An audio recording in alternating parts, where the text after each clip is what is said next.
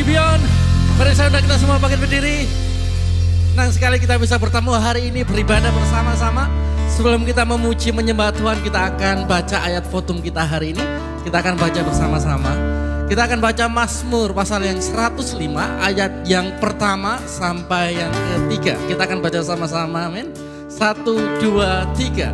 Bersyukurlah kepada Tuhan, serukanlah namanya, perkenalkanlah perbuatannya di antara bangsa-bangsa.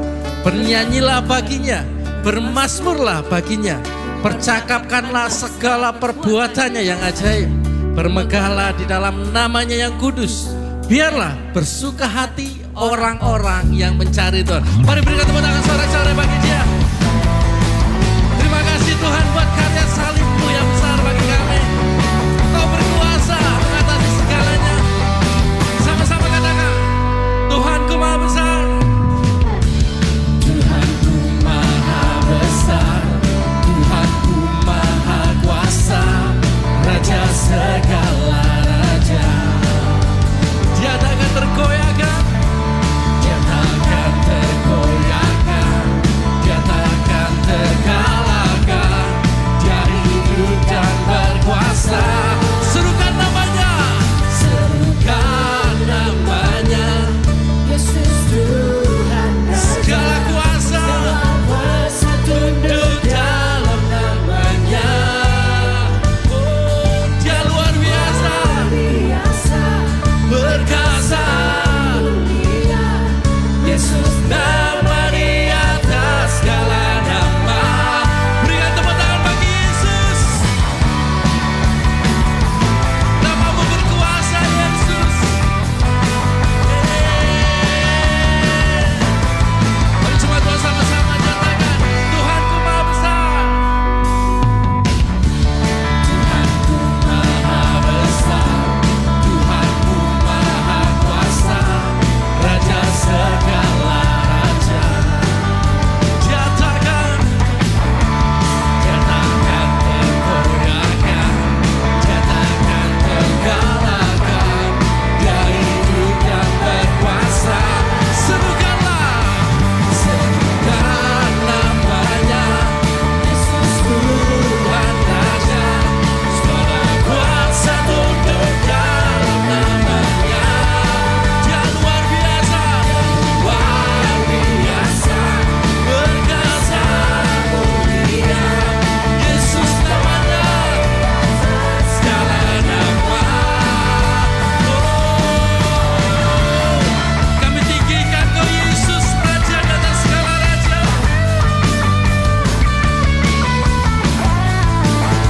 Mari sama-sama tepuk tangan. Serukan namanya. Yesus Tuhan Raja. Segala kuasa tunduk dalam namanya. Dia luar biasa. Berkuasa mulia. Yesus nama di atas segala nama. Serukanlah. Serukan namanya. Yesus Tuhan Raja. Segala kuasa tunduk dalam namanya. Dia luar biasa. Berkuasa. Yesus nama di atas segala nama. Yesus nama. Yesus nama di atas segala nama. Sekali lagi katakan, Yesus nama di atas segala nama. Berikan tepuk tangan bagi Tuhan.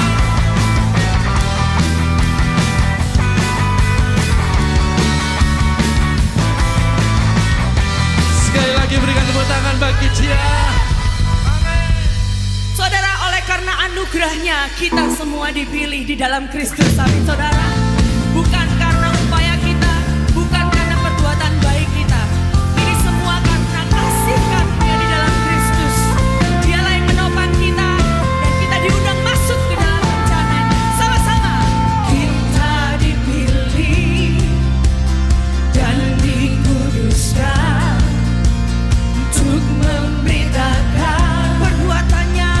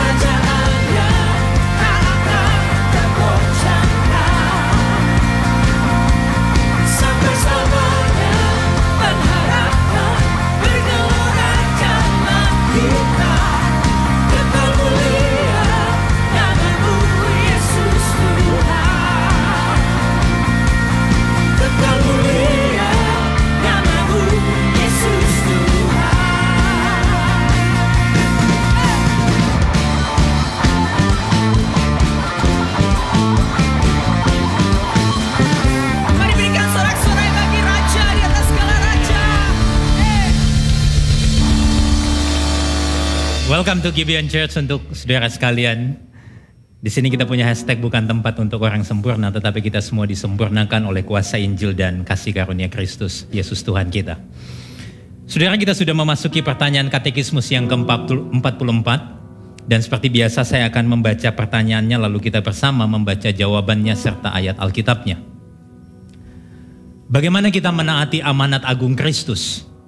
Dengan menjadikan semua bangsa murid Kristus melalui pemberitaan Injil kepada semua orang, membawa mereka untuk menerima baptisan, serta mengajar mereka untuk hidup dan taat dalam melakukan firman. Matius 28 ayat 19-20. Karena itu pergilah, jadikanlah semua bangsa muridku, dan baptislah mereka dalam nama Bapa dan Anak dan Roh Kudus, dan ajarlah mereka melakukan segala sesuatu yang telah kuperintahkan kepadamu. Dan ketahuilah, aku menyertai kamu senantiasa sampai kepada akhir zaman. Silakan duduk. Saudara, mungkin kita pernah menjumpai pemikiran atau asumsi dari orang-orang Kristen bahwa perintah amanat agung dari Tuhan kita Yesus Kristus ini merupakan perintah yang hanya diperuntukkan untuk kalangan tertentu, untuk rohaniawan, untuk hamba Tuhan, atau mungkin hanya untuk full-timer gereja saja. Saudara, pemikiran yang seperti ini sebetulnya sangat condong menghasilkan orang-orang Kristen yang cenderung bersikap pasif, dan tidak sedikit yang kemudian menjadi orang Kristen yang egois, alias tidak peduli dengan orang lain. Padahal sesungguhnya jika kita yang sudah menerima keselamatan, maka kita tidak boleh berhenti menikmati keselamatan itu untuk diri kita sendiri, melainkan kita dipanggil untuk menghidupi keselamatan yang telah kita terima. Dan tahukah saudara bahwa cara terbaik untuk menghidupi karya keselamatan yang sudah kita terima ialah dengan membagikan kebenaran dan kehidupan baru yang telah kita terima di dalam Kristus kepada sebanyak mungkin orang. Saudara, adapun di dalam panggilan kita menceritakan kabar baik yang sudah kita terima, yaitu kabar baik Injil, kita perlu bersyukur karena di sana ada janji penyertaan Allah. Bacaan kita tadi Matius 28 ayat 19-20 mengatakan bahwa Kristus menyertai kita mengerjakan tugas ini sampai pada akhir zaman. Ini artinya kita tidak dibiarkan sendirian. Kristus bersama-sama dengan kita. Bahkan ketika Kristus naik ke surga, Roh Kudus turun dan tinggal di dalam kita. Allah bukan saja menyertai kita, tetapi Allah tinggal di dalam kita. Soalnya bukankah ini sesuatu yang luar biasa? Roh Kudus sekarang tinggal di dalam kita. Dia memberikan kuasa kepada setiap kita untuk menjadi saksi-saksinya. Menjadi saksi yang bersemangat untuk menceritakan kabar baik Injil. Menjadi saksi yang selalu siap untuk berbagi kehidupan kepada orang-orang lain yang membutuhkan. Saudara, menyadari kebenaran ini, pertanyaan penting yang perlu kita pikirkan sekarang ialah bagaimana hidup kita bisa menjadi kesaksian. Sesungguhnya jika kita diperintahkan untuk memuridkan orang lain, untuk mengajar dan melakukan firman Tuhan, maka seharusnya kita yang terlebih dahulu dimuridkan. Kita yang terlebih dahulu harus memahami serta melakukan firman Tuhan. Dengan kata lain, waktu kita berbicara tentang pemuritan, pemuritan hanya bisa dilakukan oleh seorang murid Tuhan. Kita tidak mungkin bisa memberi apa yang kita sendiri tidak miliki.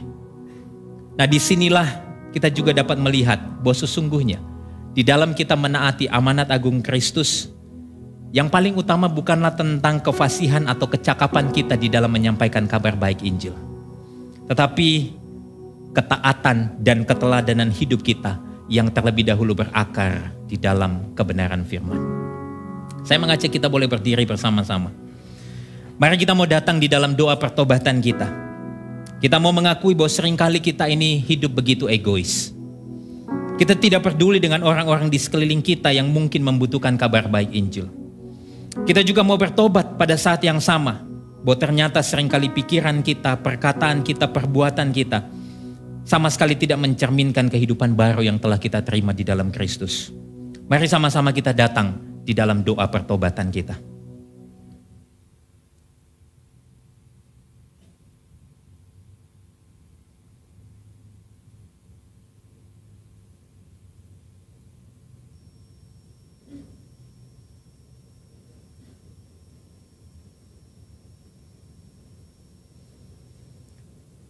Ampuni kami ya Tuhan, jika kami tidak setia di dalam menghidupi karya keselamatan yang telah Engkau berikan kepada kami. Ampuni kami juga ya Tuhan, jika pikiran, perkataan, dan perbuatan kami ini tidak seturut dengan firman-Mu. Saat ini ketika kami diingatkan tentang amanat agung-Mu, biarlah hidup kami terlebih dahulu yang mengalami transformasi, sehingga melalui itu orang lain dapat melihat Engkau yang hidup di dalam dan melalui kami. Dan kami juga memohon akan anugerah-Mu ya Tuhan, yang terus memampukan kami untuk punya keberanian dan kesetiaan di dalam menceritakan kabar baik Injil-Mu ini kepada orang-orang di sekeliling kami. Di dalam Kristus Yesus Tuhan kami berdoa. Amin. Biarlah lagu ini menjadi perenungan kita bahwa Injil adalah kabar baik yang mendasari hidup kita, memberikan pengharapan. Dan ini adalah kabar bagi orang lain di sekitar kami. Amin. There is one gospel. There is one gospel on which I stand for all eternity. It is my story, my Father's plan. The Son has rescued me. Oh, what a gospel, oh, what a peace, my highest joy and my yes, now and forever He is my light. I stand in the gospel of Jesus Christ.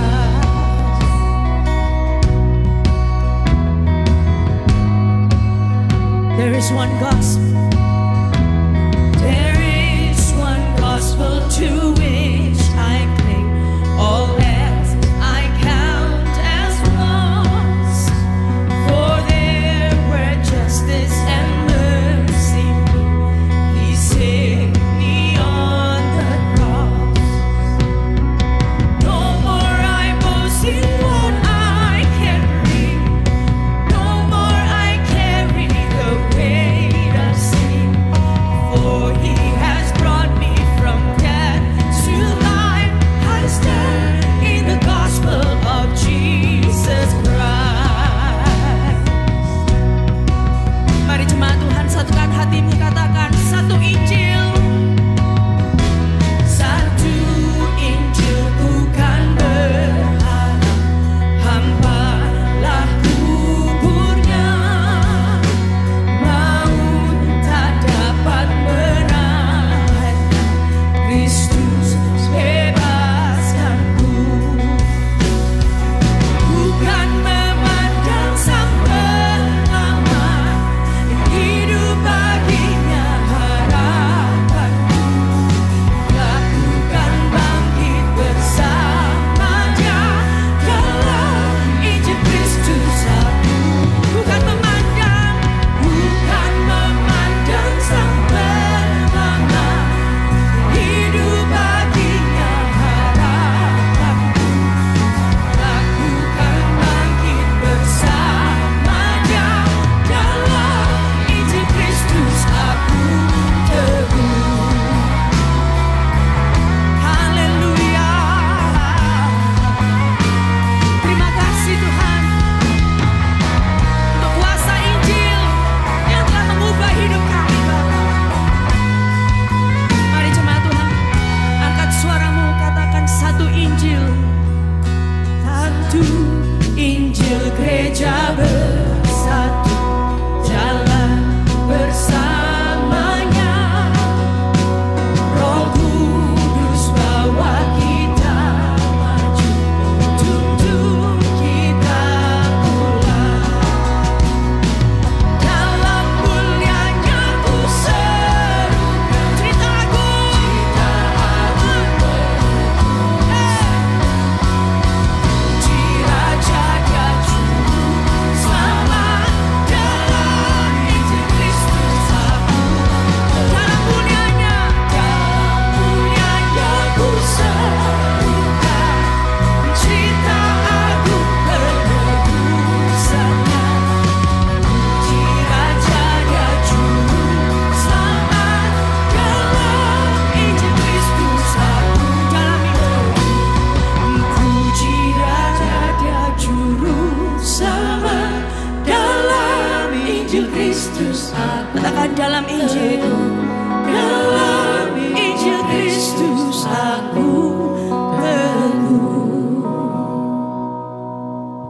what a privilege, God. Sungguh suatu kehormatan. Kalau kami yang dahulunya tidak terhitung dalam kerajaan-Mu, Kau memindahkan kami dari kegelapan kepada terang-Mu. Dan Kau memanggil kami Tuhan, partner-Mu di dalam kerajaan-Mu. Sungguh luar biasa Tuhan kasih karunia yang Kau berikan pada kami. Dan karunia yang sama itu pun yang menopang kami sampai akhir. Kau Allah yang setia Tuhan. Terima kasih Bapa.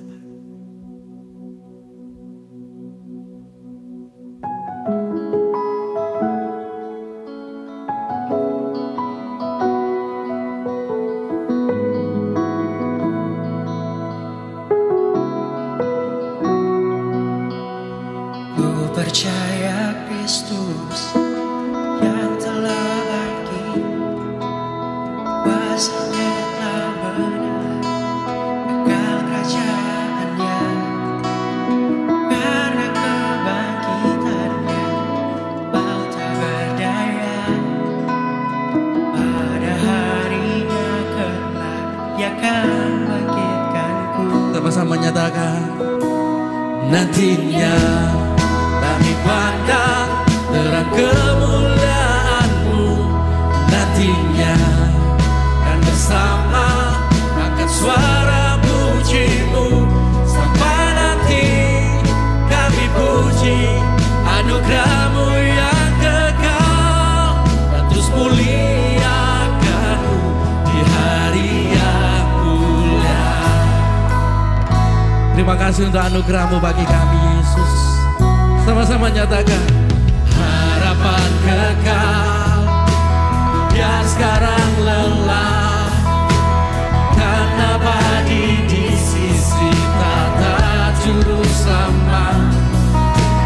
Meski tak mengerti, hidupku bermakna, mahkota mulia darinya dari surga. Sama-sama. Pandang terang kemuliaan-Mu, nantinya dan bersama angkat suara puji-Mu, sampai nanti kami puji anugerah-Mu yang kekal, dan terus muliakan-Mu di hari yang mulia. Nantinya kami pandang terang kemuliaan-Mu, ya Tuhan.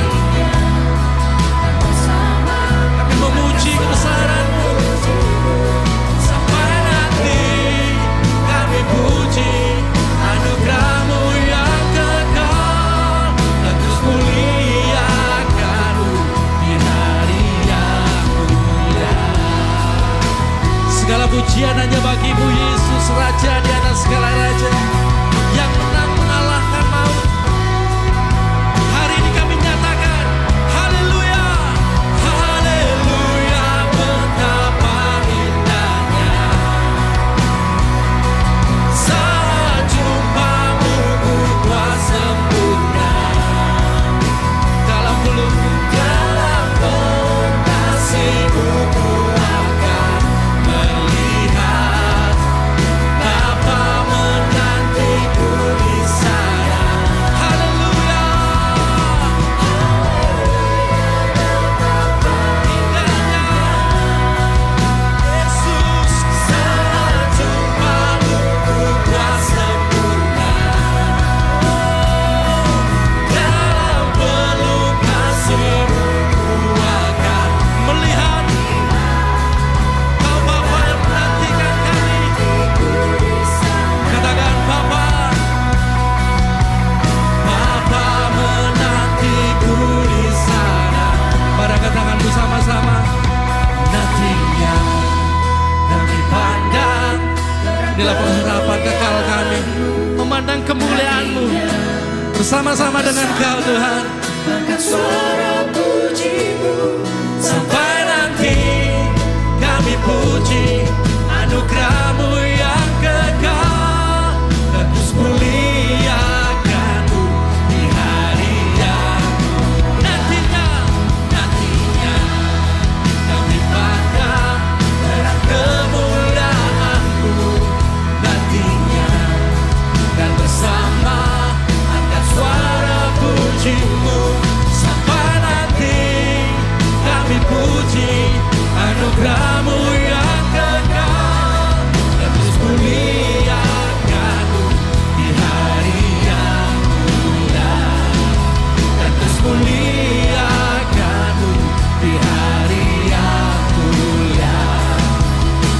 muliakan-Mu di hari yang mulia. Berikan tepuk tangan sorak-sorai bagi Dia. Amin. Terima kasih untuk pengorbanan-Mu, untuk kebangkitan-Mu bagi setiap hidup kami. Karena apa yang Kau lakukan dalam hidup kami, Tuhan, itu adalah mujizat yang terbesar. Saat kami terhilang, Engkau menemukan kami. Saat kami jauh, Engkau mendekatkan kami dengan Bapa. Terima kasih, karena kami mempunyai sebuah kepastian di dalam kekekalan. Kami akan bersama-sama dengan Engkau selama-lamanya memuji, meninggikan Kau. Terima kasih Tuhan, inilah mujizat yang terbesar. Dan saatnya kami akan mendengar kebenaran firman. Roh Kudus, selalu kami minta kalibrasi setiap hati kami. Kami percaya firman-Mu akan menguatkan kami. Kami percaya firman-Mu itu akan semakin membuat kami memandang keindahan salib Kristus bagi kami. Karena kami tahu firman-Mu kekuatan kami.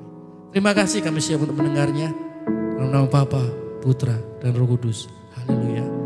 Amin. Silakan duduk saudara.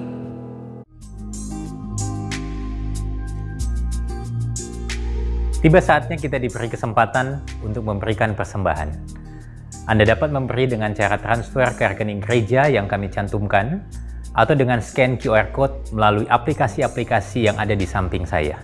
Dan bagi Anda yang ingin berkontribusi dalam pembangunan gereja, Anda bisa langsung scan QR Code khusus pembangunan yang telah disediakan, atau transfer ke rekening gereja yang telah disediakan dengan memberi keterangan dana pembangunan. Semua informasi yang dibutuhkan untuk memberi ada di kartu informasi Ways to Give di kursi masing-masing saat Anda datang. Kita memberi bukan supaya diberkati, tetapi kita memberi karena kita sudah diberkati. Sebelum memberi, mari sama-sama kita berdoa. Tuhan, kami bersyukur untuk setiap anugerah yang Kau sediakan kepada kami. Hari ini kami percaya bahwa berkat materi yang Engkau berikan kepada kami itu juga adalah pemberian-Mu. Dan biarlah Tuhan boleh pakai setiap pemberian ini untuk perluasan kerajaan Allah di muka bumi ini. Terima kasih Tuhan, kami siap memberi dengan sukacita. Di dalam nama Tuhan kami Yesus Kristus, kami berdoa. Amin. Selamat memberi. Hai, welcome to Gibeon Church. Bersama saya Dita, senang dapat berjumpa kembali dengan Anda dalam Gibeon Weekly News.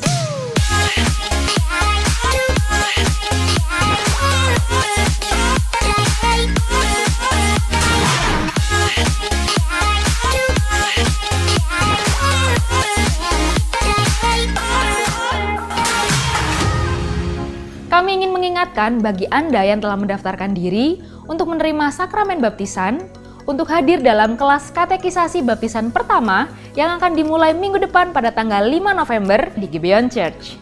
Upacara penyerahan anak adalah sarana anugerah bagi orang tua untuk menyatakan bahwa anak mereka adalah milik Tuhan, serta sebagai komitmen untuk mendidik anak-anak mereka dengan prinsip kebenaran firman Tuhan. Gibeon Church akan mengadakan acara penyerahan anak pada tanggal 15 November 2023 pukul 6 sore. Anda dapat mendaftar melalui link berikut sebelum tanggal 5 November 2023. Untuk informasi lebih lanjut, kunjungi Connect Booth setelah ibadah selesai. Bagi Anda yang rindu terlibat di dalam pembangunan dan juga renovasi gedung gereja Gibeon Church, Anda dapat memberi melalui nomor rekening Building Fund di samping saya atau scan QR Code pada kartu di kursi Anda. Atau bisa juga melalui giving booth yang ada di basement.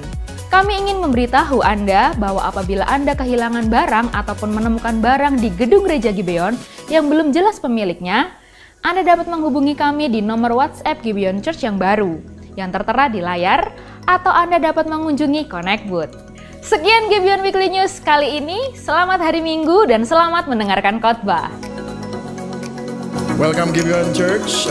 Bagi saudara yang pertama kali hadir bersama-sama dengan kami mengucapkan selamat datang. Buat teman-teman yang live streaming dan online, kami juga mengucapkan welcome. Kita mempunyai hashtag bukan tempat untuk orang sempurna, tapi kita semua disempurnakan oleh kuasa Injil dan kasih karunia Kristus. Yang setuju katakan amin. Amin. Saya juga ingin mengingatkan bagi saudara yang ingin dibaptis tetapi belum mendaftar, make sure saudara mendaftar. Dan mungkin ada beberapa dari saudara pikir nanti kalau misalnya dibaptis tahun depan aja pas lagi APS buka. Nah, 3 kelas katekisasi yang akan terjadi mulai minggu depan itu akan bisa diaplikasikan di dalam 8 kelas APS. Kelas APS itu ada 8, kalau saudara udah ambil 3 di sini, saudara tidak perlu ambil lagi semester depan. Sehingga saudara tidak perlu menunda untuk saudara dibaptis ya saudara ya. Jadi kalau saudara tergerak untuk dibaptis, make sure saudara daftar minggu ini, karena minggu ini adalah yang terakhir. Pendaftaran online sudah ditutup. Kalau sudah mau mendaftar, sudah bisa datang ke Connect Booth. Nah, ini adalah khotbah kita, yaitu Meaningless Without Jesus. Eksposisi kita pengkhotbah minggu ke-8. Dan judul khotbah saya hari ini adalah Hidup dan Mati dalam Pandangan Injil. Ya saudara, kalau saudara sadari, tidak peduli seberapa sukses saudara, seberapa banyak uang saudara, seberapa banyak kenyamanan yang saudara miliki dalam hidup ini, apakah saudara sangat religius ataupun saudara benar-benar baru percaya Tuhan dan hari ini mungkin saudara tidak percaya Tuhan, tetapi saudara karena mau makan sama teman saudara diajak dulu ke gereja, ke Gibeon Church, ya welcome. Tapi kita semua harus menghadapi kematian. Ajal akan datang menghampiri semua manusia. Apakah dia seorang konglomerat ataupun dia seorang pengemis, apakah dia seorang pendeta ataupun seorang preman. Jadi bagaimana menjalani kehidupan dan menghadapi kematian? Disinilah kita akan membaca sama-sama pengkhotbah 9 ayat 1 sampai 12. Kita akan membacanya dan mengeksposisinya hari ini. Saya akan memulai dari ayat yang pertama warna putih dan saudara membacanya bergantian dengan warna yang ungu. Ya, sesungguhnya semua ini telah kuperhatikan. Semua ini telah kuperiksa, yakni bahwa orang-orang yang benar dan orang-orang yang berhikmat dan perbuatan-perbuatan mereka baik kasih maupun kebencian ada di tangan Allah. Manusia tidak mengetahui apapun yang dihadapinya. Ayat 2. Segala sesuatu sama bagi sekalian. Nasib orang sama, baik orang yang benar maupun orang yang fasik, orang yang baik maupun orang yang jahat, orang yang tahir maupun orang yang najis, orang yang mempersembahkan korban maupun yang tidak mempersembahkan korban. Sebagaimana orang yang baik, begitu pula orang yang berdosa. Sebagaimana orang yang bersumpah, begitu pula orang yang takut untuk bersumpah. Inilah yang celaka dalam segala sesuatu yang terjadi di bawah matahari. Nasib semua orang sama. Hati anak-anak manusia pun penuh dengan kejahatan dan kebebalan ada dalam hati mereka seumur hidup.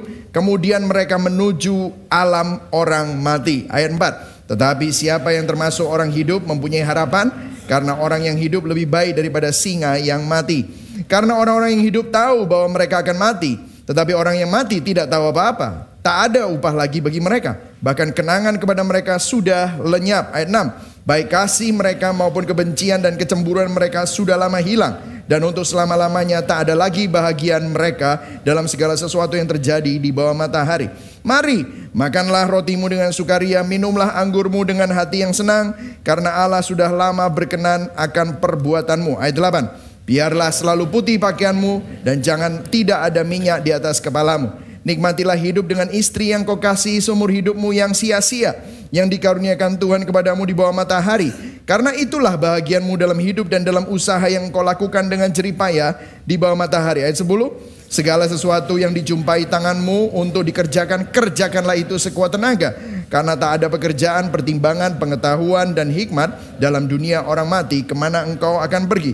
Lagi aku melihat di bawah matahari bahwa kemenangan perlombaan bukan untuk yang cepat, keunggulan perjuangan bukan untuk yang kuat, juga roti bukan untuk yang berhikmat, kekayaan bukan untuk yang cerdas, karunia bukan untuk yang cerdik cendekia, karena waktu dan nasib dialami mereka semua. Ayat 12. Karena manusia tidak mengetahui waktunya, seperti ikan yang tertangkap dalam jala yang mencelakakan, dan seperti burung yang tertangkap dalam jerat, begitulah anak-anak manusia terjerat pada waktu yang malang, kalau hal itu menimpa mereka secara tiba-tiba. Berbahagialah orang yang mendengar firman Tuhan, memelihara dalam hatinya dan melakukan dalam hidupnya. Minggu lalu kita belajar tentang gospel wisdom in meaningless world. Jadi hikmat Injil di dalam kefanaan dunia. Dan minggu lalu kita belajar tentang the problem of evil and suffering. Masalah kejahatan dan penderitaan. Pertanyaan-pertanyaan seperti why bad things happen to good people. Ya saudara ya. Kalau saudara belum mengikuti ini, saudara bisa mengikutinya karena ini akan menjawab banyak sekali pertanyaan. Hari ini kita akan bicara tentang the problem of death, masalah kematian di dalam hidup semua manusia. Saudara, kita tidak suka membicarakan tentang kematian. Kita berusaha melupakan kematian dengan mengejar kesenangan. Kita rela bayar harga yang sangat mahal untuk tetap hidup. Kita rela untuk mengeluarkan tenaga, dana, dan waktu untuk supaya lupa akan kematian. Namun tidak ada seorang manusia pun yang bisa lepas atau melarikan diri dari kematian. Justru seperti katekismus tadi, kalau kita membicarakan kematian, ini adalah kesempatan untuk bisa memberitakan Injil. Karena hidup ini sementara. Nah, inilah sebabnya poin saya ada 3 hari ini. Kematian itu pasti. Apakah kita memperhatikan cara kita hidup? Yang kedua, hidup tidak dapat diprediksi. Cara kita meninggal tidak ada yang tahu. Apakah kita siap menghadapi kematian yang tidak terduga kapan datangnya? Kemudian yang ketiga, bagaimana Injil memampukan kita untuk menikmati hidup yang Tuhan berikan sepenuhnya. Ya saudara ya, ini mungkin saudara pikir saudara datang ke gereja hari Minggu pagi-pagi kok bicara tentang kematian. Yes saudara ya, tetapi inilah saudara begini ya, inilah perbedaan antara topical preaching and expositional preaching. Ini topik bukan saya yang milih, tetapi teksnya sampai ke situ. Jadi kalau misalnya teksnya sampai situ, kita nggak bisa milih mau ngomongnya apa. Inilah perbedaannya. Kalau exegetical preaching itu khotbahnya berdasarkan teks. Kalau topical preaching itu khotbahnya berdasarkan apa yang pembicaranya mau bicarakan. Nah, kalau pembicaranya mau membicarakan apa, baru kita cari ayatnya. Nah, kalau begitu, saudara mendengar pembicara. Tetapi hari ini saudara mendengar firman. Nah, ini perbedaannya. Amin, saudara ya. Itulah sebabnya exegetical preaching atau expositional preaching saya lebih suka. Karena apa? Teks yang mendikte saya, bukan saya yang mendikte teks. Oke? Nah, kita akan mulai yang pertama. Kematian itu pasti. Apakah kita memperhatikan cara kita hidup? Yang siap belajar katakan yes. Ya, oke. Nah, kita akan mulai dari ayat yang pertama. Kalau kita baca yang pertama, nah kita akan mulainya dengan membaca dari versi Alkitab yang berbeda. Ya, Indonesia, bahasa Indonesia itu ada macam-macam Alkitabnya. Ya, believe it or not, kalau nggak salah ada 9. Tetapi hanya 3 yang memiliki perjanjian lama. Sedangkan yang 1 hanya memiliki kitab hikmat saja. Tidak semua, Kejadian mereka tidak punya. Nah, yang akan kita baca adalah terjemahan sederhana Indonesia. Satu lagi yang mempunyai perjanjian lama secara lengkap adalah selain terjemahan baru yang saudara bisa beli di mana-mana, Alkitab TB itu ya. TB, terjemahan baru itu singkatannya. Satu lagi adalah BIMK, Bahasa Indonesia Masa Kini. Ya, masa kini. Saya selalu ngomongnya mudah dicerna. Masa kini ya. Jadi itu. Nah, hari ini kita akan baca TSI ya saudara ya. Pengkhotbah 9 ayat 1. Nah, ini lebih cocok dengan bahasa aslinya dibanding yang TB. Jadi aku merenungkan semua hal tersebut dan menyimpulkan bahwa apa yang akan terjadi kepada orang benar, orang bijak dan semua hasil pekerjaan mereka sudah ditentukan oleh Allah. Jadi hidup kita sudah ditentukan oleh Allah, saudara. Dan kemudian selanjutnya, tidak ada yang tahu akan dikasihi atau dibenci sebelum hal itu terjadi. Bahasa Inggrisnya, people know neither love nor hatred by anything they see before them. Nah, banyak orang bingung tentang ayat ini. Apa maksudnya? Begini saudara. Kita tidak bisa mengukur apakah hidup kita itu diberkati oleh Tuhan, diperkenan oleh Tuhan berdasarkan keadaan orang tersebut atau cara mati orang tersebut. Saya kasih contoh ya. Ada orang yang bilang sama saya dulu waktu masih saya kecil, bukan kecil lah ya, remaja, saya itu nakal sekali. Ya semua orang itu udah rahasia umum. Kayaknya teman-teman SMA saya kalau tahu saya kalau saya jadi pendeta semua kaget. Michael jadi pendeta gitu saudara ya. Karena julukan saya pendeta cabul dulu saudara ya. Benar ini nggak bohong. Saudara tanya sama teman SMA saya. Mereka menjuluki saya pendeta cabul. Dan mereka, nah salah satu hamba Tuhan yang pernah ngomong sama saya gini. Kamu tuh perlu bertobat. Saya kan soalnya suka ngelawan orang tua, pemberontak, ngelawan guru. Pokoknya semua guru-guru les semua pasti saya bikin nangis gitu ya. Semua guru les, guru piano, guru semuanya. Pokoknya saya paling anti otoritas. Ya, jadi yang begitu. Terus dia bilang, kamu tuh perlu bertobat. Aku itu ya, hamba Tuhan, saya ini punya teman. Ya begitu, hidupnya kayak kamu gitu. Satu hari ya, dia naik motor ditabrak. Nancep itu di pohon, modalnya gitu. Orang ya matinya ngenes itu ya, itu dikutuk Tuhan. Saya jadi takut. Makanya mau nggak mati ngenes kamu? Kamu nggak mau tau mati ngenes? Mati cara ndak enak itu. Itu orang yang dikutuk Tuhan. Nah, Raja Salomo bilang gini, you nggak bisa bilang berdasarkan keadaan seseorang, berdasarkan cara mati seseorang, bahwa orang itu dikutuk Tuhan atau dicintai Tuhan. Nggak bisa. Karena kalau kita bicara tentang hal itu, kita fast forward, apa yang terjadi dengan Yohanes Pembaptis? Yohanes Pembaptis adalah seorang nabi yang terakhir yang menyiapkan jalan buat Yesus Kristus. Matinya di mana? Dipenggal. Gara-gara apa? Gara-gara ada Herodes main game sama anaknya. Dan anaknya menang dan dibilang, hadiahmu minta apa? Oh, kepalanya Yohanes Pembaptis. Dan kepalanya Yohanes Pembaptis dipenggal. Mati ngenes, saudara. Apakah Tuhan nggak berkenan sama hidupnya? Tuhan sangat berkenan sama hidup Yohanes Pembaptis. Bagaimana dengan Petrus? Petrus adalah seseorang yang merintis gereja, Bishop of Christian Church. Mula-mula dia bishopnya. Apa yang terjadi? Dia mati dengan kepala salib terbalik. Mati ngenes. Apakah hidupnya tidak berkenan di hadapan Tuhan? Enggak. Bagaimana dengan Rasul Paulus yang menulis 2/3 dari Alkitab? Kapal karam 3 kali, dilempari batu sekali, dan yang terakhir dipenggal. Orang bilang, ini hamba Tuhan paling kasihan, gak ada, kalau zaman sekarang, gak ada favor of God. Saudara, kita selalu dibombardir dengan pengajaran-pengajaran bahwa kalau seseorang itu diperkenan Tuhan, itu dia pasti akan sukses, kaya, miskin, nyaman, dan matinya aman, tenang. Gak selalu, saudara. Ada begitu banyak hamba-hamba Tuhan yang sangat mencintai Tuhan, harus mati dan dipanggil Tuhan di dalam keadaan yang menderita, saudara. Jadi keadaan kita atau apa yang terjadi atas hidup kita tidak bisa dijadikan tolok ukur perkenanan Tuhan atas hidup kita. Nah, ini menyedihkan di mana pengkhotbah dan gereja yang mengatakan kalau kamu mengasihi Tuhan, kamu beribadah pada Tuhan, kamu melayani Tuhan, maka kamu akan selalu makmur, sehat dan kaya. Itu bukan Alkitab. Buku-buku yang mengajarkan kalau kamu berkata doa Yabes, maka wilayahmu akan diperluas dan kesakitan tidak akan menimpa kamu. Itu hanya untuk Yabes, belum tentu untuk kita. Kalau kita melihat tokoh-tokoh Alkitab, begitu banyak orang yang wilayahnya nggak diperluas, tapi kepalanya dipenggal, dia dibakar. Yohanes, orang yang paling dikasihi Yesus, apa yang terjadi? Dia dimasukkan tubuhnya di minyak panas, nggak mati, melonyot semua. Apa yang terjadi? Udah nggak mati, dibuang di Pulau Patmos. Di situ dia menulis 1 Yohanes, 2 Yohanes, dan juga dia menulis kitab Wahyu. Dan dia mati sendirian di Pulau Patmos, mati ngenes. Jadi kita tidak bisa menjawab bahwa perkenanan Tuhan itu berdasarkan apa yang terjadi dalam hidup kita. Jadi kalau hari ini saudara merasa bahwa saudara mengalami pergumulan, saudara banyak penderitaan, saudara bilang, aduh Tuhan, kenapa engkau tidak mengasihi aku? Siapa bilang Tuhan tidak mengasihi kita? Kalau saudara sadar, kadang-kadang kita berfokus pada penderitaan kita dan tidak bisa menghitung apa yang Tuhan sudah lakukan. Dan begitu kesetiaan Tuhan itu begitu banyak. Dan kalau saudara mau hitung sebenarnya kesetiaan Tuhan dan kebaikan Tuhan, itu tidak terhitung dibandingkan penderitaan saudara. Yang setuju katakan amin. Ini kita perlu sadar akan hal ini.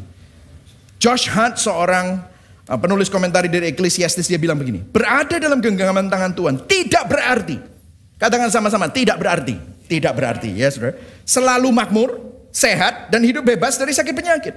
Umat Tuhan bisa saja mengalami penderitaan. Namun kita percaya bahwa Yesus lebih dari cukup. Bahwa dia memegang kendali dan waktu serta rencananya adalah yang terbaik di dalam setiap keadaan. Termasuk apa? Penderitaan. Jadi kalau saudara saleh, saudara rohani, itu enggak jaminan bahwa kemakmuran dan kenyamanan dan kesehatan itu selalu ada. Jangan sampai kita saleh dan rohani karena dapat itu. No. Karena bisa saja keadaan itu berbeda. Tetapi jangan izinkan keadaan menjadi tolok ukur perkenanan Tuhan atau penolakan Tuhan. Jelas ya? Itu 1A tadi ya. Keadaan kita nggak bisa dijadikan tolok ukur. Kemudian berikutnya. Lihat apa yang terjadi. Karena nasib semua orang sama. Baik orang benar maupun orang jahat. Nah di sini ya, TSI dan TB dan Inggris semua memberikan 6. Orang benar, orang jahat. Orang najis atau orang tidak najis. Orang yang mempersembahkan korban maupun tidak mempersembahkan korban. Hal yang sama menimpa siapa saja, termasuk orang baik, orang berdosa. Orang yang berani bersumpah dan yang tidak bersumpah. Hal ini memang tidak adil. Sangat menyedihkan.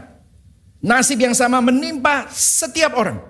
Selama hidup di dunia ini, hati dan pikiran manusia penuh dengan kejahatan dan kebebalan. Bahkan sampai mereka apa saudara? Mati.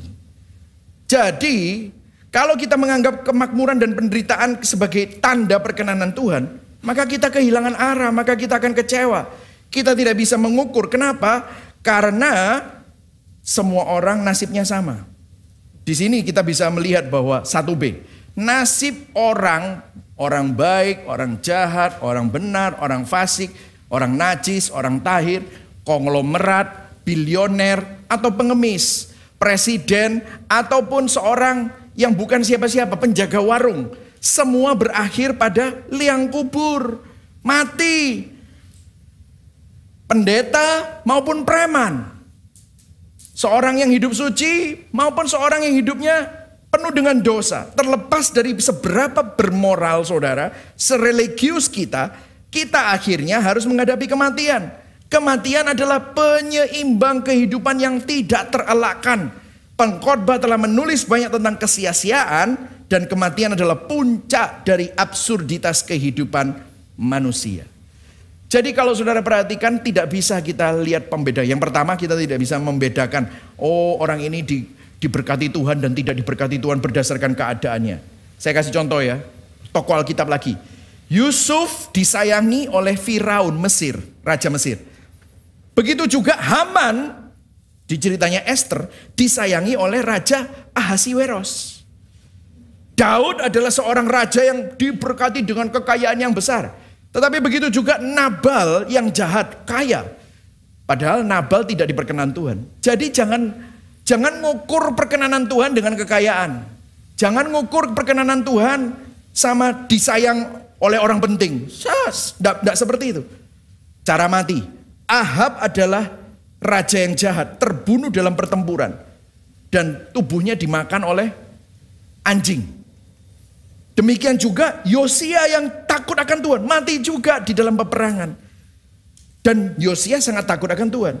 Jadi cara seseorang dipanggil Tuhan jangan dijadikan ukuran bahwa dia dikasihi Tuhan atau tidak. Sudah pernah dengar ya, orang itu hidup soro, mati ngenes. Kutuke wake pasti. Loh, tapi orangnya baik. Oh, itu mungkin kutuk keturunan dari ngkongi. Saudara, itu pengajaran tidak alkitabiah. Itu pengajaran agama. Itu kecampur sama karma. Itu. Saya pernah mengupas ya tentang hukum karma ya. Jadi nasib manusia entah caranya bagaimana hidupnya, akhirnya manusia itu harus mati. Nah, dari mana asal kematian? Saya mau tunjukin kepada saudara bahwa sebenarnya manusia tidak diciptakan untuk mati. Kalau kita baca di Kejadian 1 dan 2, manusia diciptakan untuk kehidupan. Saudara dan saya diciptakan untuk kehidupan. Katakan sama-sama, saya diciptakan untuk kehidupan. Katakan pada kanan kiri, kamu itu diciptakan untuk hidup bro. Nah itu saudara ya. Bukan untuk kematian. Lah apa yang terjadi? Kenapa? What happened? Nah saudara kalau baca di Kejadian 3, saya nggak akan buka. Manusia pertama, Adam yang pertama, yaitu Adam berdosa. Dia dikasih tahu sama Tuhan. Kamu boleh makan semua, kamu boleh menikmati. Itu loh, kita ini mestinya diciptakan untuk hidup dan menikmati. Tapi dia nggak menikmati yang itu, tapi dia mau yang tidak boleh dimakan itu. Terus kemudian apa yang terjadi? Waktu dimakan, Tuhan udah bilang, kalau kamu makan itu, kamu akan mati. Waktu makan itu mereka sadar, mereka berdosa, mereka mati rohani. Akhirnya mati pelan-pelan, akhirnya mengalami kematian. Nah itulah yang terjadi sama kita semua. Dan Roma 6 ayat 23 berkata, upah dosa adalah maut. Jadi kalau saudara dan saya adalah orang yang berdosa, maka kematian akan datang kepada kita. Makanya kita ini semua harus mengalami kematian. Kenapa? Itu karena dosa yang terjadi dalam hidup kita. Nah kemudian selanjutnya, selanjutnya. Pengkhotbah 4 dikatakan ini. Tetapi selama kita hidup, kita masih memiliki harapan. Kenapa? Karena paling tidak saudara tahu gimana memperbaiki hidupmu, supaya hidupmu itu tidak sia-sia. Terus dikatakan begini, keadaan kita boleh diibaratkan seperti ini. Baca sama-sama, 1, 2, 3. Lebih baik seekor anjing yang masih hidup daripada singa yang sudah mati. Nah ini guyon sedikit ya. Paling tidak ini ya saudara, ini mengkonfirmasi teori saya bahwa anjing lebih baik daripada kucing. Karena singa itu adalah kucing yang besar gitu saudara ya. Ya, saya pecinta anjing ya saudara ya. Saya kurang suka sama kucing gitu saudara ya. Tapi ada orang yang senang kucing. Sorry, Anda berbeda dengan saya ya gitu saudara. Tapi begini saudara, mungkin saudara pikir, oh iki kok Alkitabnya aneh sih. Seekor anjing yang masih hidup daripada singa yang sudah mati itu lebih baik. Saudara, orang modern sekarang, ini kalau saudara tahu konteksnya, orang modern sekarang anjing itu seperti best friends man. Jadi temannya manusia yang terbaik. Wah, apalagi kalau kita lihat anjing-anjing sekarang, lucu-lucu ya, Bichon, Yorkshire, tapi sudah mati. Dia bilang gini, mendingan jadi preman masih hidup daripada orang yang bijaksana, orang yang hebat, orang pembuat sejarah, tapi sudah mati. Karena orang itu nggak bisa ngapa-ngapain. Tetapi preman yang masih hidup itu masih bisa bertobat. Itu maksudnya. Jadi maksudnya begini saudara, kita itu tidak bisa hidup selamanya. Tidak ada lagi kesempatan kedua. Jadi kalau hari ini kematian membuat saudara tidak bisa tidur, takut, cemas. Saya udah umur 48, mulai memikirkan hidupku ini tidak lama. Masih punya waktu untuk mempertimbangkan hidup dan mati. Begitu juga saudara. Saudara pernah nggak ketemu nggak sama anak-anak muda? Kalau jalan tuh kayak nggak bisa mati. Zap bro, zap gitu. Ini kalau sudah umur 40 lebih ke atas, ada teman yang meninggal, ada orang yang sakit-sakitan, mulai mikir. Jalannya udah nggak petata-petete lagi. Sudah mulai mikir, hidupku ini enggak selamanya. Betul atau enggak? Kenapa? Karena kita tahu bahwa hidup ini sementara. Jadi ada orang yang bilang gini, kalau kamu tahu ya hidupmu itu sementara, hiduplah seakan-akan hari ini adalah hari terakhirmu. Ada yang bilang gitu ya, itu motivator-motivator bilang gitu. Oh, live as if today is your last day on earth. Enjoy it. Wah, akhirnya apa? Ini menurut saya kurang tepat. Kenapa? Akhirnya apa? Dia tidak misalnya kalau punya utang gak dibayar utangnya. Saudara mau diutangi sama orang yang punya pikiran seperti itu, bahaya saudara. Akhirnya apa? Dia tidak kerja, dia tidak, pokoknya yang penting enjoy. Tapi enjoynya ngawur saudara. Akhirnya apa? Dia gak enjoy. Akhirnya dia malah terikat dengan hal-hal yang aneh-aneh. Itulah sebabnya ya 1C. Hiduplah dengan kesadaran bahwa kita ini tidak hidup selamanya. Suatu hari kita harus menghadap Tuhan dan harus mempertanggungjawabkan hidup kita di hadapan Tuhan. Life it is not the only life there is. Kita hidup hanya sekali dan tidak ada kesempatan kedua. Jika kita masih hidup, maka hiduplah dengan suatu pandangan akan kekekalan. Manfaatkan waktu yang kita miliki, cari Tuhan, renungkan Injil, baca firman Tuhan supaya saudara dibimbing untuk menghidupi kehidupan yang bermakna. Sehingga kita dapat hidup bijaksana dengan apa? Suamimu, istrimu, anak-anakmu, saudara nggak sia-siakan mereka. Saudara dapat hidup bijaksana dengan apa? Dengan pekerjaanmu, dengan profesimu, dengan tokomu, dengan perusahaanmu. Itu dititipkan Tuhan. Pikirkanlah. Kalau saudara umurnya masih produktif, saudara sadar bahwa produktivitas umurmu itu enggak selamanya. Ada jangka waktunya. Maka menabunglah untuk keluargamu.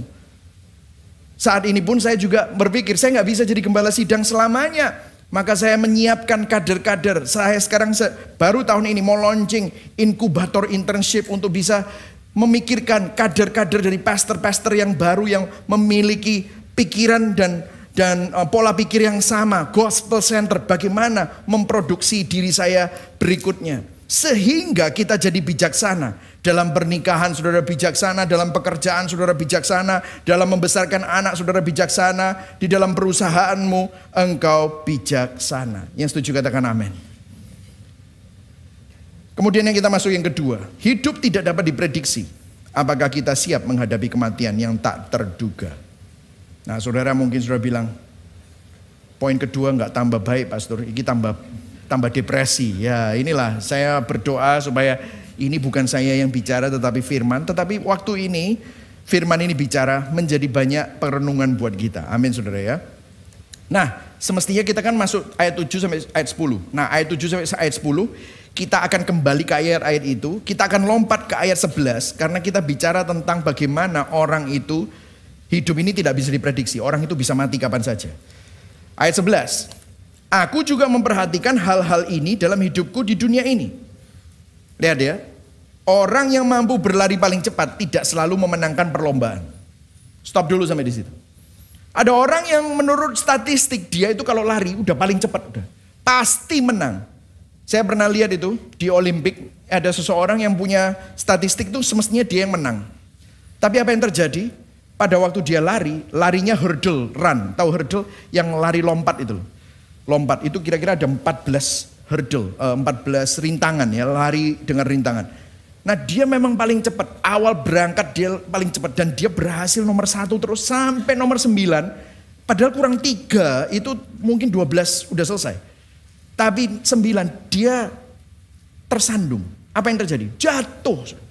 Waktu jatuh dia berdiri, waktu dia berdiri itu orang nyalip dia terus. Padahal dia pertama mestinya. Apa yang terjadi? Dia mestinya secara statistik nomor urutan pertama. Dia waktu finish dia urutan 7. Saudara. Jadi orang mampu berlari paling cepat tidak selalu memenangkan pertandingan. Kenapa? Bisa saja injury, bisa saja terjatuh, bisa saja dia kurang tidur hari sebelumnya. Dan fisiknya hari itu tidak prima. Dikatakan prajurit terkuat tidak selalu memenangkan pertempuran. Banyak saudara, buktinya apa? Goliat sama Daud. Wah Goliat itu kan menang di mana-mana. Badannya besar, dia bawa tombak, bawa pedang, bawa perisai. Semuanya pasti kalah sama dia. Makanya dia menantang itu bangsa Israel. Yang keluar apa? Anak kecil. Bawa apa? Bawa ketapel. Diketawain. Kalah. Dipenggal. Coba bayangkan. Jadi menunjukkan bahwa prajurit terkuat tidak selalu memenangkan pertempuran. Bahkan orang bijak bisa mengalami kelaparan. Orang yang pintar tidak selalu berhasil menjadi kaya. Orang yang memiliki pengetahuan tidak selalu sukses. Baca selanjutnya setelah yang di highlight itu. Karena, 1, 2, 3. Karena secara apa saudara? Secara apa? Kebetulan siapa saja bisa mengalami kemalangan atau keberhasilan. Beberapa waktu yang lalu saya pernah dikirimi TikTok seorang yang mengkritisi motivator. Dikirimin, lu pastor lucu ini. Dia bilang, saya paling benci kalau lihat motivator. Apa kunci kesuksesanmu? Apa kunci kekayaanmu? Terus jawabannya, kerja keras. Gaya. Banyak orang kerja keras yang gak sukses kok. Tahu jawabannya apa? Kebetulan. Loh saudara, kalau saudara interview semua orang ya, yang sukses-sukses, memang kerja keras ada. Tapi pasti ada unsur keberuntungan, betul atau tidak? Selalu ada unsur keberuntungan. Nah itu secara kebetulan siapa saja bisa mengalami keberhasilan. Tapi sebaliknya, saudara pernah ketemu sama orang yang kayanya luar biasa, suksesnya luar biasa. Gara-gara salah invest, gara-gara salah bisnis partner, gara-gara salah masukin duit di waktu yang salah. Apa yang terjadi? Kemalangan, jogrok, bangkrut, just like that. Kebetulan. Makanya hidup kita ini ada di tangan Tuhan saudara. Terus dikatakan begini, ayat 12. Ayo baca sama-sama ayat 12 ya. 1, 2, 3. Seperti ikan dan burung yang tiba-tiba terperangkap dalam jala atau jerat. Demikian juga tidak seorang pun tahu kapan dia akan ditimpa malapetaka. Jadi hidup kita sangat singkat seperti uap. Kematian dapat datang tiba-tiba tanpa diundang. Apakah kita siap saat ajal datang menjemput? Dikatakan tadi, hidup ini tidak ada yang bisa memprediksi bencana itu kapan terjadi. Ikan lagi nyantai-nyantai, berenang. Tiba-tiba ada speedboat, ada speedboat. Ya, tidak curiga. Tiba-tiba ikannya sudah di dalamnya. Tidak lama kemudian jadi sushi. Mampus dia. Terbang, burung dara terbang, ya kan? Tiba-tiba dapat. Tiba-tiba sudah disajikan burung dara goreng. Mati. Tidak ada yang bisa memprediksi. Hidup kita sangat singkat. Seperti uap, kematian dapat datang tiba-tiba tanpa diundang. Nah kalau saudara tiba-tiba dipanggil, ajal datang menjemput, siap nggak saudara? Saudara, saya ingat waktu almarhum papa saya dipanggil Tuhan. Persiapan sebelum kami memutuskan untuk pulang ke Indonesia itu 2 tahun. Saudara. Dan saya masih ingat sebelum saya berkata ya terhadap tawaran papa saya, itu saya sempat duduk di sebuah restoran berdua makan sama papa. Saya habis pelayanan keliling, saya masih menggembalakan di Amerika, gerejanya juga bertumbuh, bisnis kami juga di Amerika juga sangat bertumbuh. Dan kami waktu itu ngobrol dan papa bilang begini sama saya, kamu loh ya Mike, papa itu dari kecil sama kamu itu taunya nakal terus. Habis itu kamu pergi ke Amerika sekolah, kita mendoakan kamu Tuhan, channel anakku gak rusak gitu ya di Amerika. Saya bertobat justru di Amerika, jadi hamba Tuhan. Terlepas dari orang tua saya, terus dia bilang, papa itu gak pernah pelayanan bareng sama kamu. Gak pernah mengecap buah kelahiran barumu. Waduh, terenyuh saya, aduh Tuhan gitu. Ya. Jadi kita persiapan 2 tahun. Nah, 3 minggu sebelum saya berangkat pulang ke Indonesia. Jadi rumah sudah dijual, semua sudah dijual, semuanya sudah laku, tinggal diambil orangnya. Ya, saya lagi pelayanan di San Francisco, saya lagi khotbah 3 sesi hari itu dan saya lagi tidur. Kira-kira jam 2:30 pagi. 2:30 pagi saya ditelepon, papa meninggal. What? Wah, hati saya hancur. Saudara tahu ceritanya waktu pulang, saya diceritain hari Sabtunya, itu meninggalnya hari Minggu Bapak. Hari Sabtunya dia masih ke Adiasa, saudara. Di Adiasa dia ketemu sama teman-temannya. Waktu duduk sama teman-temannya, dia maisong melayat orang, dia malah tanya sama teman-temannya itu umurnya mereka semua. Ye umur berapa? Holland Spreken, Ye umur berapa? Oh Eke, terus dia Eke umur 70. Dan memang tahun itu dia umur 70. Ya, firman Tuhan bilang umur 70, kalau ditambahin bisa saja kapan. Terus besoknya dia ke gereja. Om saya yang khotbah, pendeta Ras Pandiangan, ya, itu pendeta GKI di khotbah. Dia tak tanyain, katanya pagi-pagi setelah kebaktian pertama makan pecel di belakang. Ye umur berapa? Ditanyain begitu. Eke sudah umur segini. Saudara, waktu itu ada 3 kebaktian. Setelah kebaktian kedua, ada kebaktian sore 4:30. Papa saya masuk ke kamar mandi untuk mandi dan dia tidak pernah keluar lagi. Didobrak, dia udah di lantai, langsung berpulang. Hidup sangat singkat. Tapi saya tahu, ayah saya siap. Tapi yang ditinggal itu gak siap. Tapi apakah saudara siap? Kalau ajal datang menjemput. Makanya Yakobus 4 ayat 13-15 bilang begini. Jadi sekarang hai kamu yang berkata hari ini atau besok kami berangkat ke kota Anu. Nunjukin ya saudara, di Alkitab ada Anu. Itu di Alkitab ada Anu. Dan di sana kami akan tinggal setahun berdagang serta dapat untung. Oh, dapat cuan. Sedang kamu tidak tahu apa yang akan terjadi besok. Apa arti hidupmu? Hidupmu itu sama seperti uap yang sebentar saja lalu kelihatan lalu lenyap. Sebenarnya kamu harus berkata jika Tuhan menghendakinya, kami akan hidup dan berbuat ini dan berbuat itu. Jadi jangan berpikir kita nggak bisa mati. Waktu kita di bumi ini terbatas. Makanya kita harus minta sama Tuhan. Apa Tuhan yang kau kehendaki? Aku bisa terlibat apa dalam rencanamu? Banyak hamba Tuhan bilang gini, libatkan Tuhan dalam rencanamu. Libatkan Tuhan dalam hidupmu. Loh, yang jongos sama yang Tuhan siapa sih? Libatkan Tuhan. Emangnya Tuhan tuh perlu dilibatkan kayak seorang pengusaha minta dilibatkan proyek pemerintah? Gimana sih? Sebenarnya perkataan libatkan Tuhan dalam hidupmu itu terbalik. Mestinya kita yang minta terlibat di dalam kehendak Tuhan. Betul atau tidak? Kita perlu bertobat. Kita pikir Tuhan tuh asisten pribadi kita. No. Seharusnya kita minta Tuhan, hidupku yang sementara, hidupku yang singkat ini, hidupku yang pendek, dengan semua yang kau percayakan dalam hidupku, aku bisa terlibat apa dalam rencanamu? Kau mau pakai aku untuk apa? Tanya dong sama Tuhan. Siap gak kita? Karena apa? Kematian adalah hal yang pasti bagi kita semua, dan kematian akan datang lebih cepat dari yang kita perkirakan. Kita semua harus bersiap diri saat ajal datang. Karena itu kematian membuat kita merenung dan mawas diri demi memperjelas apa? Untuk apa? Untuk siapa kita hidup dalam kehidupan yang singkat ini? Karena Allah sudah menetapkan, Ibrani 9 ayat 27, bahwa manusia mati kapan? Satu kali aja. Dan setelah itu apa? Diadili oleh Allah. Saya masuk di dalam poin yang ketiga. Bagaimana Injil memampukan kita untuk menikmati hidup yang Tuhan berikan? Pengkhotbah 9 ayat 7 sampai 10. Saya nggak akan bacakan ya, tetapi intinya nikmati. Nikmati makanan, nikmati anggur selama masih hidup. Pakai pakaian yang bagus, wajah selalu ceria, nikmati pernikahanmu. Apapun yang kamu kerjakan dengan sekuat tenaga.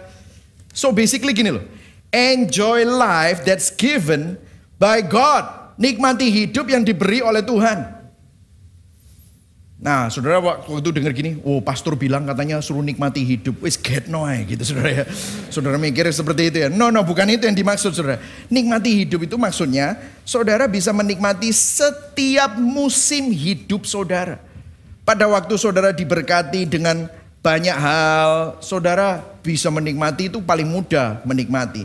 Atau kalau enggak, waktu saudara sedang menderita sekalipun, bahkan ada pergumulan, ada kesulitan keuangan, ada sakit penyakit, saudara masih bisa menikmati.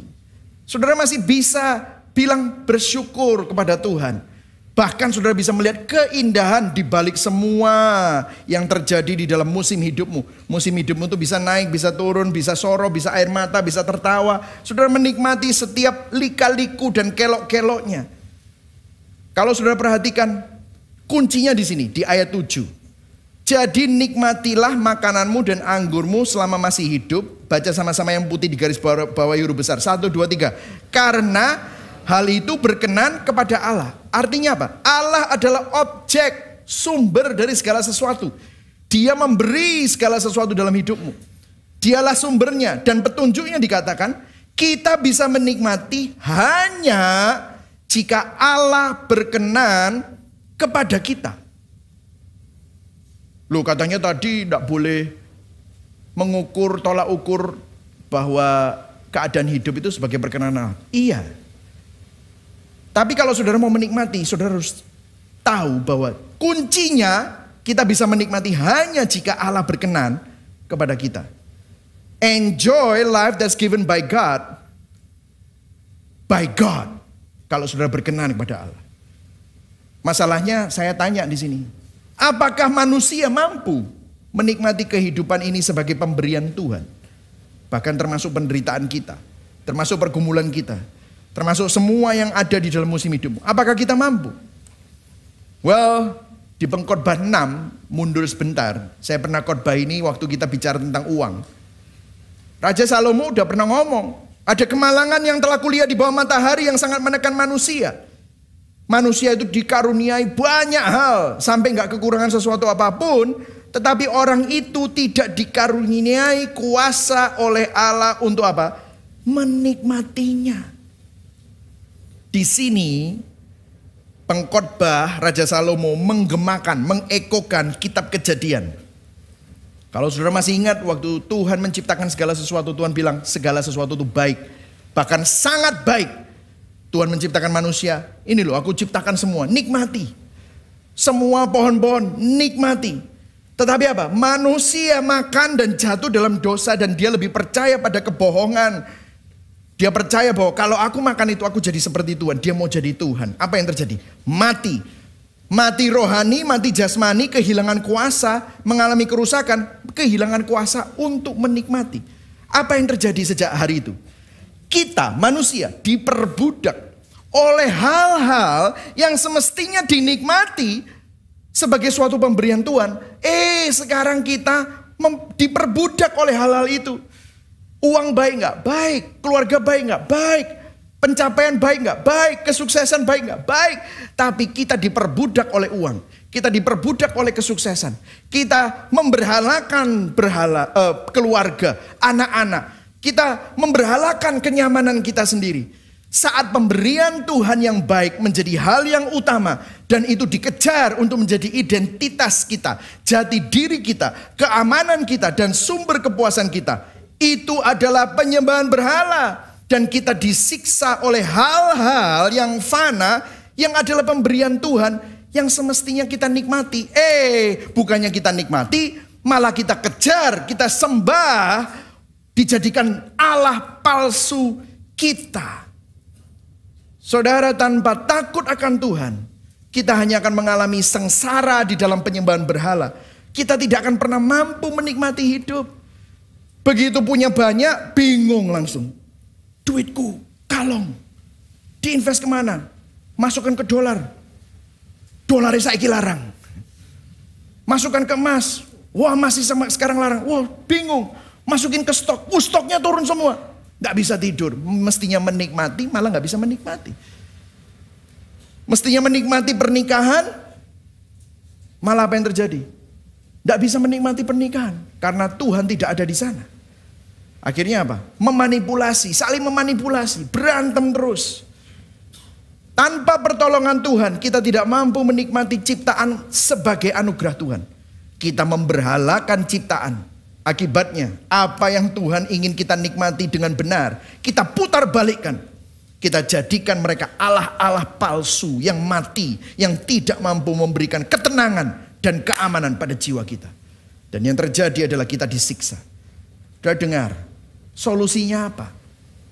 Satu-satunya cara untuk menemukan ketenangan dalam hidup dan kemampuan untuk menikmati hidup adalah dengan menemukan solusi atas masalah dosa dan kematian. Bagaimana kita mengatasi dosa dan kematian? Di sini gospelnya. Saya mau mengajak saudara baca di Roma 5 ayat 12. Di sini Rasul Paulus menjawab pertanyaan Raja Salomo dan memberikan petunjuk kepada kita semua. Dikatakan ayat 12. Baca sama-sama ya. Sampai yang di pojok-pojok kita sama-sama baca. 1, 2, 3. Inilah yang sudah terjadi. Waktu manusia pertama Adam jatuh ke dalam dosa, kuasa dosa itu pun masuk kepada semua manusia seperti penyakit keturunan yang menular. Bersama kuasa dosa itu datang juga apa? Kematian. Oleh sebab itulah semua orang pasti mati karena semua orang berdosa. Saudara, gara-gara ayat ini pernah ada orang yang bilang Tuhan tidak adil. Gara-gara Adam kita semua kena getahnya. Bergumul dengan dosa dan kematian. Orang ini bilang, nanti saya kalau ke surga saya mau tanya sama Adam. Di dalam pikiran saya, kok yakin ke surga? Hebat juga. Dia bilang, yakin. Saya tanya sama Adam, mungkin Adam di surga banyak musuhnya. Ini gara-gara kamu ini. Ya kan? Saya mau kasih tahu ya, kalau saudara jadi Adam, pasti saudara juga sama. Jatuh dalam dosa.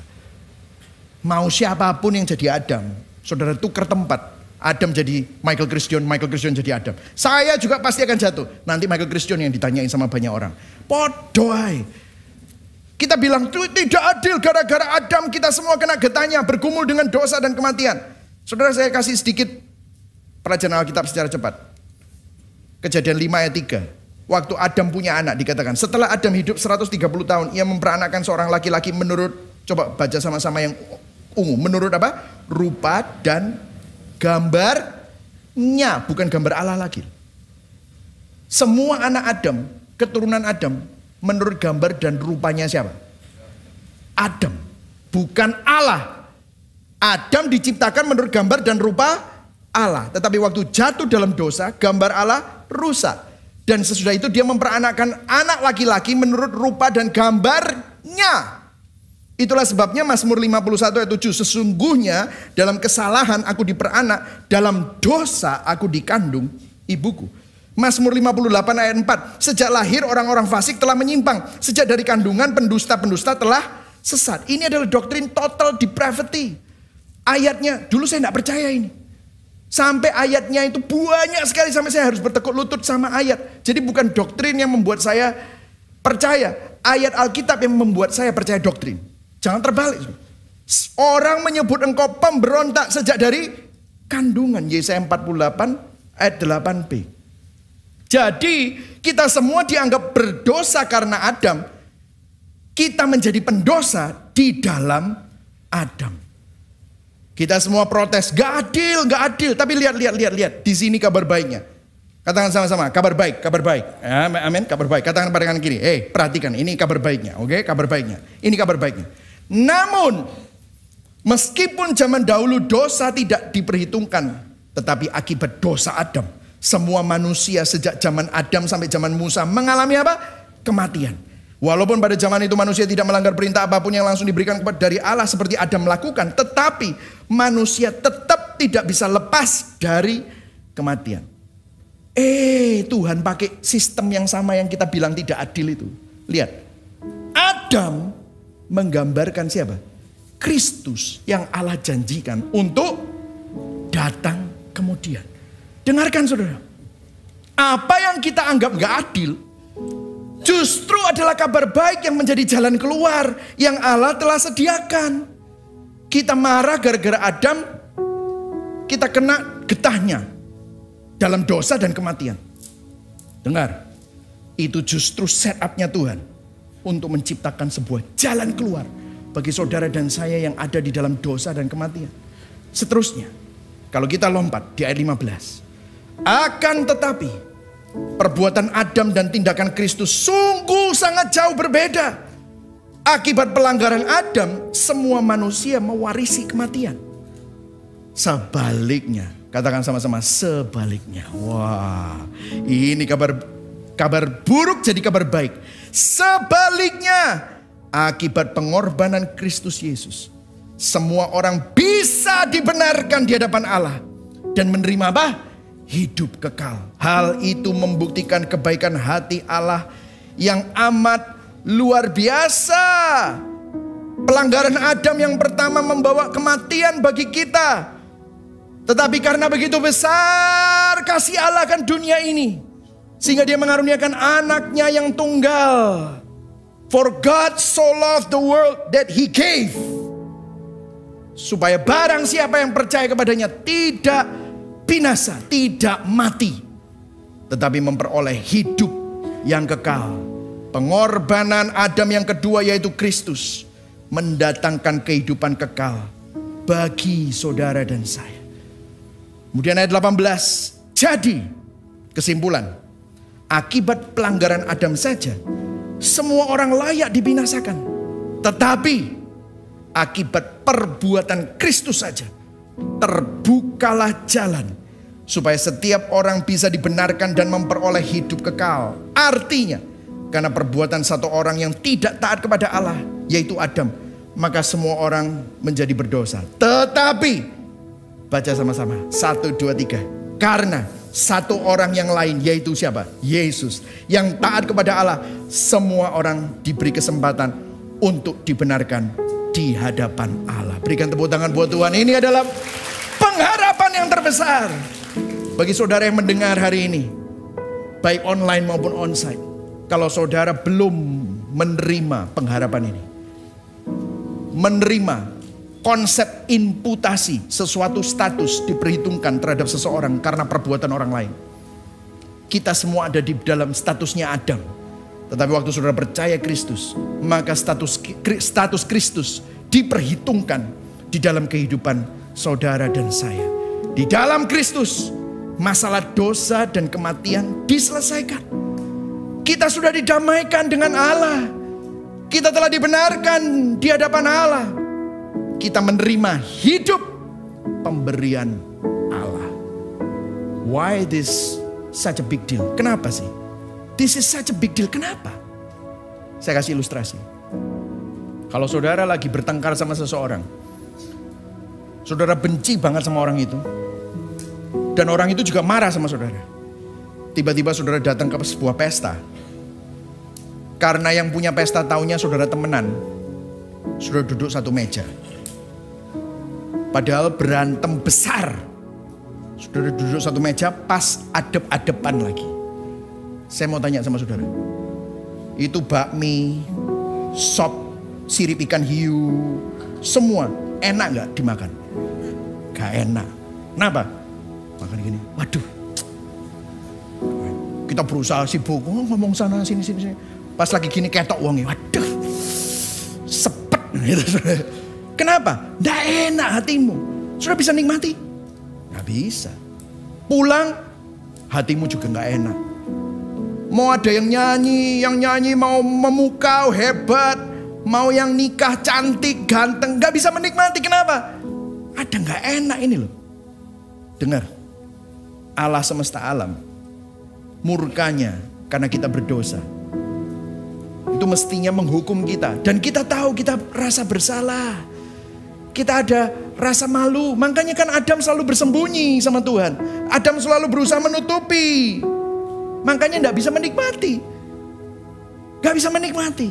Tapi karena Kristus, di dalam Kristus, saudara sekarang didamaikan dengan Tuhan.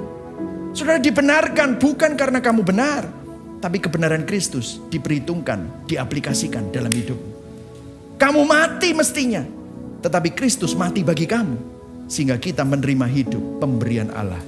Sekarang, dalam semua musim hidupmu, waktu engkau ketawa, saudara bisa menikmati, ini semua karena Tuhan. Waktu engkau menangis, ini semua diizinkan Tuhan untuk kebaikan. Bahkan waktu engkau nangis pun, engkau bisa menikmati tangismu. Bahkan waktu engkau mengalami pergumulan, engkau bisa menikmati pergumulanmu. Karena kamu tahu di balik pergumulanmu, Tuhan sedang bekerja dia dalam hidupmu dan selalu mendampingi kamu. Kenapa? Kamu bukan musuh Allah, tapi kamu sahabat Allah. Kamu didamaikan dengan Allah. Di dalam Kristus, masalah dosa dan kematian sudah diselesaikan. Makanya di ayat 21, supaya sama seperti dosa berkuasa dalam alam maut, demikian juga kasih karunia akan berkuasa oleh kebenaran untuk hidup yang kekal. Oleh siapa? Yesus Kristus, Tuhan kita. Saudara, saya akan tutup dengan sebuah cerita ini. Heroic story of Bridger Walker. Bridger Walker adalah seorang anak yang berusia 6 tahun di Amerika Serikat. Menyelamatkan adik perempuannya yang masih berumur 3 tahun. Aksi heroik itu terjadi di tahun 2020 di Wyoming, Amerika Serikat. Saudara tahu, adiknya mau diserang oleh seekor anjing German Shepherd Mix yang marah menerkam adiknya. Tetapi Bridger berdiri di antara adik perempuannya dengan anjing yang sedang mengamuk. Anjingnya itu menggigit wajahnya Bridger dan menyeret Bridger beberapa meter dan mencabik-cabik mukanya, sehingga Bridger Walker harus mengalami 90 jahitan. Kejadian itu jadi viral sehingga para pemain The Avenger, kalau saudara perhatikan ada Chris Evans, Captain America, Chris Hemsworth, Thor, Tom Holland on the phone, Spider-Man, dan Tony Starknya Iron Man, Robert Downey Jr. Mereka semua terinspirasi karena aksi heroiknya. Walker menghadang terkaman dan gigitan anjing demi menyelamatkan adiknya. Mengapa ini saya sampaikan? Saudara, setiap kita mendambakan seorang pahlawan. Dan kita juga berusaha menjadi pahlawan itu. Namun tidak bisa memuaskan hati kita. Aksi-aksi heroik ini menginspirasi kita. Kenapa? Karena kalau kita perhatikan, Yesus Kristus adalah pahlawan kita yang sempurna. Yesus Kristus berdiri di tempat kita, bertukar tempat dengan kita. Untuk ngapain? Dia yang menghadang terkaman maut. Dia yang menerima pukulan hukuman dosa yang semestinya dijatuhkan atas saudara dan saya. Ganjaran yang mendatangkan keselamatan ditimpakan kepada dia. Mestinya saudara dan saya yang mestinya menerima ganjaran itu. Tetapi dia dipukul hukuman dosa di atas kayu salib. Pada waktu orang-orang itu menyalibkan dia, dia tidak marah. Dia bahkan berkata, Tuhan ampuni mereka, karena mereka tidak tahu apa yang mereka lakukan. Dan itu dialami Yesus Kristus. Dia bertukar tempat. Supaya apa? Kalau pukulan, ganjaran, dan maut itu ditimpakan kepada Yesus, supaya ada pertukaran tempat, supaya kita menerima kehidupan Kristus, kekudusan Kristus, berkat Kristus, kebenaran Kristus, perkenanan Kristus, dan kemuliaan Kristus. Hari ini ada beberapa saudara mungkin meragukan apakah Tuhan peduli sama saudara. Charles Spurgeon berkata, lihat salib, anak Tuhan, harga yang telah dibayar Kristus di atas kayu salib terlalu mahal untuk Tuhan dapat melupakanmu. Yang setuju katakan amin. Saya berdoa supaya hari ini saudara diingatkan. Pertanyaan reflektif. Berapa banyak dari kita masih sering mengukur berkat dan perkenanan Tuhan atas apa yang terjadi sama hidup kita atau situasi kita. Hari ini bertobat. Mungkin saudara gak bisa menikmati pemberian yang Tuhan berikan. Kenapa? Jangan-jangan kita jadikan pemberian yang Tuhan berikan itu berhala. Itu yang membuat kita tersiksa dalam kesengsaraan. Kalau kematian itu pasti, bagaimana kita menghidupi hidup yang singkat ini? Dengan pandangan kekekalan? Atau hanya untuk yang fana, untuk senang yang fana? Apakah kita siap jika ajal datang menjemput? Pertanyaannya, sudahkah Anda berjumpa dengan pribadi Kristus? Melalui karya salibnya dia bertukar tempat mengatasi masalah dosa dan kematian. Mari sama-sama kita bertobat. Mari sama-sama kita merenungkan. Bertobat menjadikan pemberian Tuhan jadi yang utama. Hidup itu singkat. Jangan hanya hidup untuk kesenangan fana yang singkat ini. Pandang pada Kristus, Adam kedua yang mengalahkan dosa, mengalahkan maut untuk menukar hidupnya dengan hidup saudara dan saya. Amin saudara. Mari sama-sama bangkit berdiri. Karena Injil, kita tidak lagi khawatir dan takut kehilangan akan hal-hal yang diberikan Tuhan, namun bisa menikmati pemberian Tuhan. Apakah ini baik, buruk keadaanmu, kau bisa menikmati karena ada Tuhan di sana. Karena Injil kita sadar bahwa hidup ini singkat, sehingga kita bisa hidup bijaksana, menjadi pengelola dan bertanggung jawab atas apa yang Tuhan percayakan dalam hidup ini. Karena Kristus, karena Injil, kematian bukan keputusasaan, bukan akhir dari segalanya, namun membuka pintu awal dari kehidupan kekal dari Tuhan. Mari sama-sama kita nyanyikan On That Day. Ku percaya Kristus yang telah bangkit, kuasanya telah menang kekal kerajaannya. Karena kebangkitannya maut tak berdaya. Pada harinya kelak Dia akan bangkitkanku.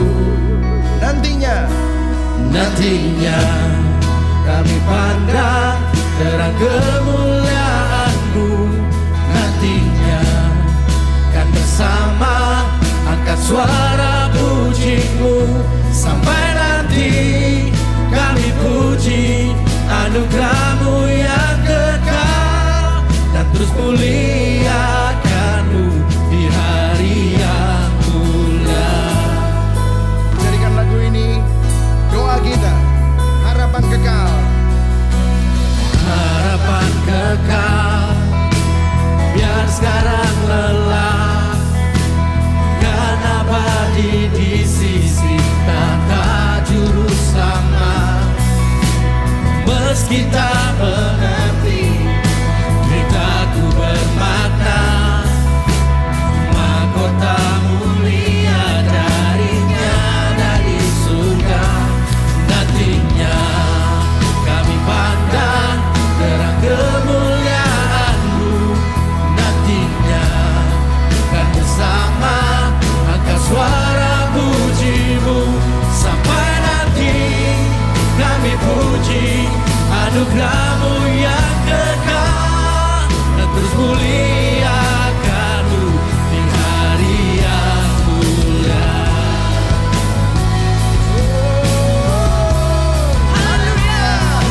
Haleluya, betapa indahnya saat jumpa-Mu, ku puas sempurna. Dalam peluk kasih-Mu ku akan melihat Bapa menantiku di sana.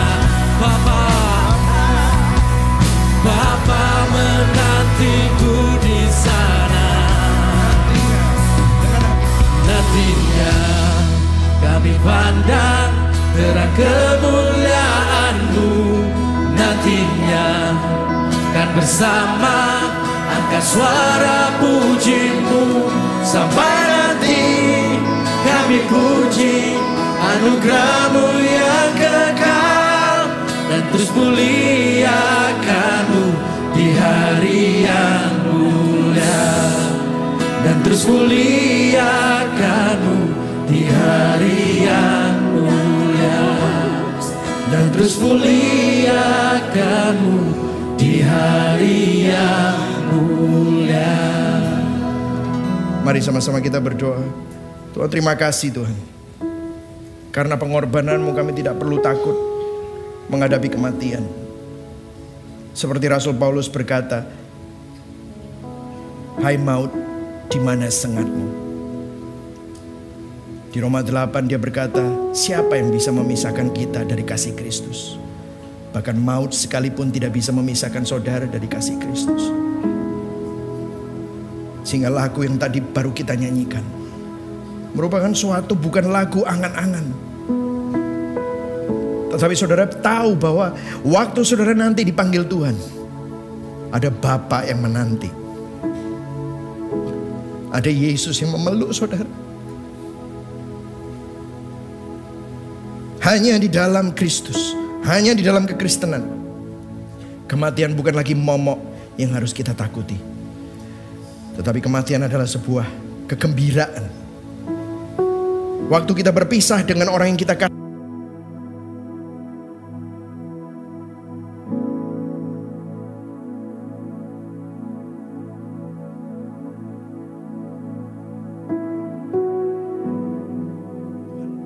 bersama dengan mereka,